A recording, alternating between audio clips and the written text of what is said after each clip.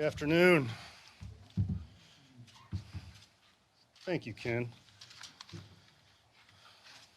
All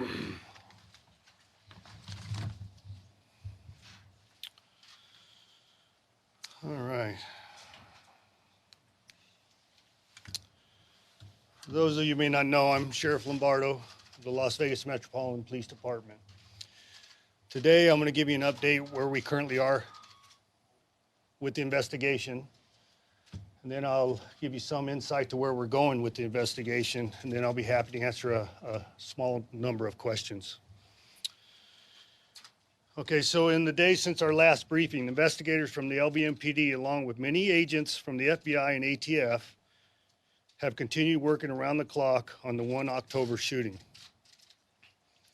Today, I'll provide you with some information, but mostly I hope to clarify or provide more updated information on some of the details that have been reported in the media. A number of you have already reported that the brother of the suspect is in town, and yes, he is. We are in contact with him, along with other family members. I will not discuss what came out of those interviews, but every piece of information we get is one more piece of the puzzle in this case. Last week, we talked about the single person whose action helped pinpoint the location of the suspect, and that was the Mandalay Bay security guard, Jesus Campos. As you might imagine, Mr. Campos was not only injured when he was fired upon, as he did his room check about the door alarm down the hall from the suspect's room, but he was also extremely shaken up by what happened to him. He was able to confirm for us exactly what he heard and saw in the moments before he was shot. Mary Lou Danley, the suspect's live-in girlfriend, we are still speaking with Miss Danley about the suspect's movements, gun purchases, and anything else we need to know about him and how he had planned his assault. And who he came in contact with during the planning phase. We have uncovered no evidence to show there was a second shooter. We have uncovered over 200 instances of the suspects traveling throughout Las Vegas, and he has never been seen with anyone else. We have no evidence or intelligence that the suspect was linked or had affiliation with any known terrorist groups or ideologies. In coordination with the FBI's Behavioral Analysis Unit, a comprehensive picture is being drawn as to the suspect's mental state, and currently we do not believe there is one particular event in the suspect's life for us to key on. We believe he decided to take the lives he did, and he had a very purposeful plan that he carried out. So where are we at with the property retrieval? As of yesterday, the personal effects of concert goers, as well as items that belong to the victims, are now being returned at the Family Assistance Center located at the Convention Center. They have located items from lots A, B, C, and D. They have placed them in those categories. And if you go to FBI.gov and click on the banner associated with the 1 October shooting, it will define which lots are being available as we speak. As far as I know from visiting there earlier today, lots A and B are available, and C and D are yet to be determined.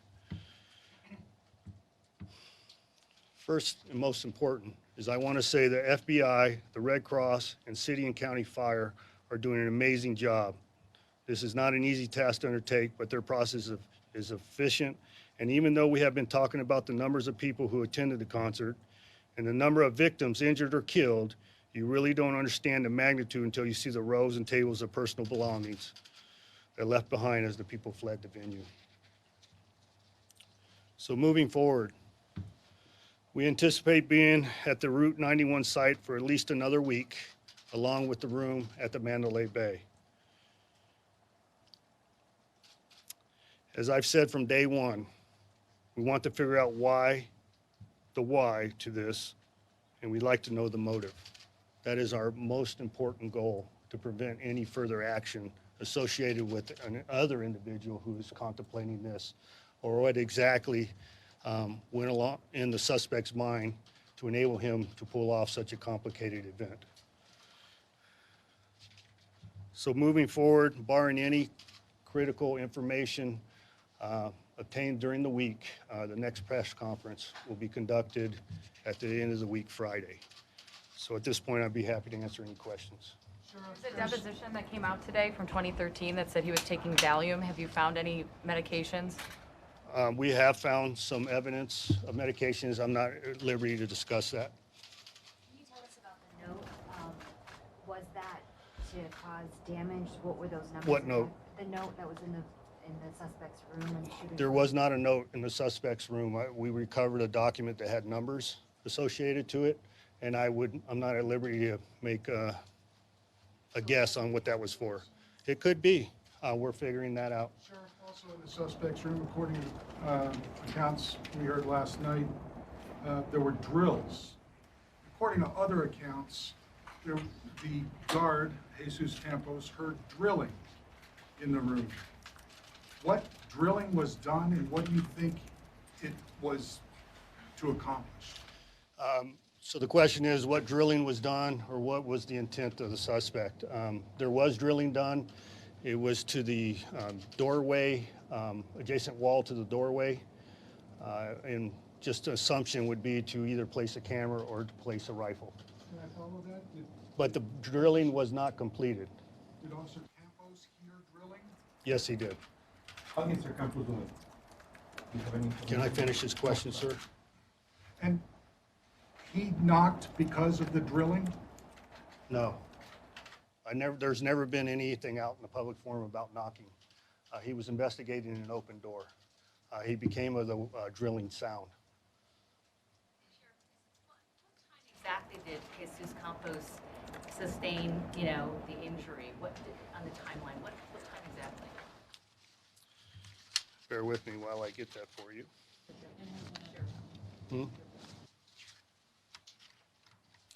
Well, it's fairly simple for me to obtain. What was the question, ma'am? What was the original question? What time he got sustained the injury?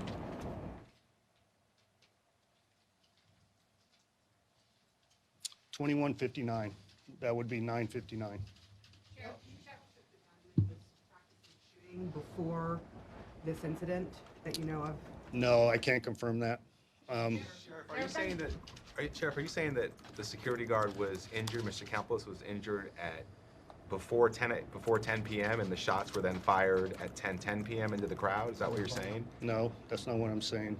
I don't know where you're getting your numbers, but you are correct. He was injured prior to the mass volley of shooting. So follow that. He's shot at just about 10 o'clock. The shots into the crowd begin at 10:05 and go on for, we said at one point 11 minutes, but 10 minutes. 10 minutes. So can you give us what you think? Okay, I don't want to get in. I appreciate what you're saying, Ken. Ma'am, that's not how we conduct this service, okay? If I'm presented with a question, that's not how I conduct press conferences, ma'am. Please stop asking your question. There's a decorum that we have here, and I will finish Mr. Ritter's question. So if Officer Campos or Security Guard Campos was shot at just before 10 o'clock, and the shots out the window, as you've described, then there were about 200 So let me help you with shots that, into the Ken, wall. because you picked up on it. Yes, the timeline associated with the original shot and Mr. Campos has changed through investigation, as I have conveyed to you from the very beginning. And your zest for information and my zest to ensure the public safety and the calming of their minds is some things are going to change. Now, they are minute changes, okay? There's not this all-encompassing answer associated with the information that we presented before. In other words, it's not completely inaccurate. But what we have learned is Mr. Campos was encountered by the suspect prior to his shooting to the outside world. Yes, ma'am. Sheriff, you referenced the comprehension profile that's being drawn up. Can you talk about what threads your department is looking at regarding the shooter's mental condition and how important that is to your investigation? I'm sorry, I don't understand what you mean by threat. Like, what avenues are you guys going down, looking at his mental? Well, as you can imagine, anything that any mental health or medical help he's had throughout his life, we're attempting to obtain any and all information associated with that. Additionally, the behavioral analysis unit from the FBI is on the ground here locally, and we're attempting to utilize their expertise in discerning those matters. What I will provide with you is behavioral analysis is in LA also, Los Angeles, while interviews with Ms. Danley are being conducted. Do you have any idea why Mr. Campos was near that room when he got shot prior to the actual? Yes, we had an alarm associated with an open door. It was not the suspect's open door, it was another one. Yes. Were there any other writings discovered in the room, either numbers or otherwise? I'm not aware of any. I personally am not aware of any. Were there any diagnoses that he had that you can share? Anything about his? You talked the medical thing as part of the investigation. Is there anything he was diagnosed with or was taken that you can comment on? Say that again, I'm sorry. Was he diagnosed with any conditions, or was he taking any medications? No, we don't have a complete comprehensive evaluation of his mental condition. We will provide that as we become aware of it. So after Mr. Campos was shot, before the mass shooting happened, did he alert security? Did they know? I'm just wondering if there's was any delay in his reporting or? No. He immediately upon being injured notified security of his situation. In close proximity of Mr. Campos being shot, there was also a maintenance worker that presented himself on the 32nd floor, and Mr. Campos prevented him from receiving any injuries. Do you think the suspect's engagement with Mr. Campos maybe sped up the timeline of the shooter? I would not make that assumption. I'm not privy to that. Actually, two questions. What was Mr. Paddock doing before the shooting? Is there any evidence like he was gambling that same night, or do you have any video evidence of what he was doing before the shooting? We have a pretty comprehensive timeline prior to the shooting, but more importantly, it's up in the public forum. He was gambling the night before. I do not want to disclose his actions up to the shooting because that's part of the investigation. To end Mr. Paddock's actions, what caused him to stop shooting out the window? Do we know? We do not know at this point. And then to follow, you have said earlier you believe he had an escape plan. Do you still think that?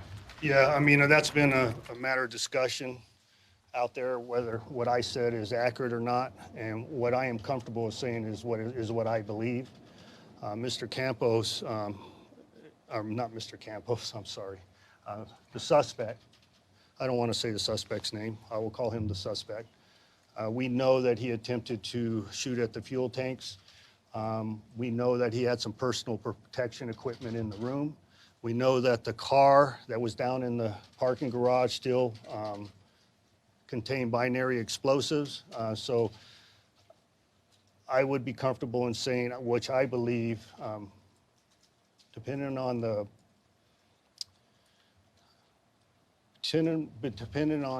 splash he made during the shooting, would it enable the first responders to be directing their attention in other locations, which would enable Mr. Paddock to just leave the hotel? And we do not know whether he had planned to cause additional harm outside of what occurred at Mandalay Bay. Was there ever a trigger mechanism found that would have led to the car? A trigger mechanism? We talked about finding electronics in the room. We talked about Oh, you mean something that would... to a car bomb. No, the explosives were not set up in order to detonate with a trigger. Yes, ma'am.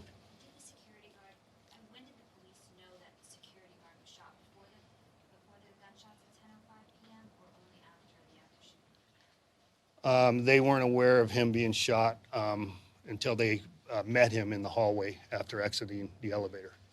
Sheriff, When did he check into the hotel? What date did he check into the hotel? Best of my recollection, we have information on the 25th. I had told you previously the 28th. We're trying to confirm his actions between the 25th and the 28th. I'm under the belief that he was not occupying the room between those days. Specifically was he taking I or already associated said with? that, ma'am. I can't answer that question now. Can you address Why? Because I don't want to sensationalize his actions. I believe if he doesn't have a name, nobody can relate to him. Yes, sir, Sure. in the back.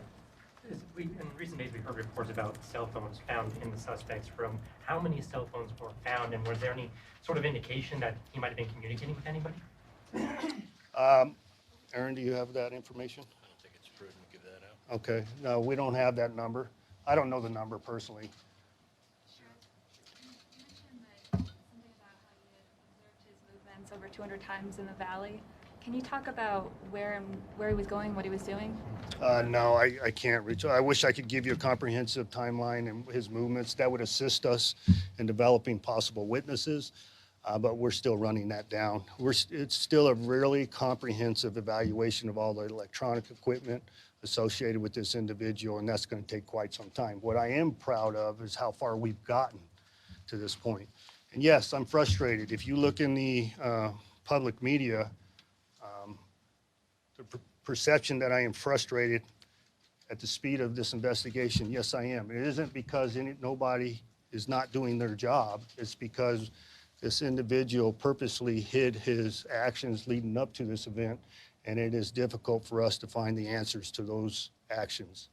And that's why it's important for you to give me some deference, the FBI some deference, and the police department some deference to ability to run down these leads. Now, I have noticed in the public forum several assumptions, unconfirmed statements, and actions of this individual put out there, and it makes it very difficult for us to follow the leads that we currently have when we're trying to chase our tail in other directions.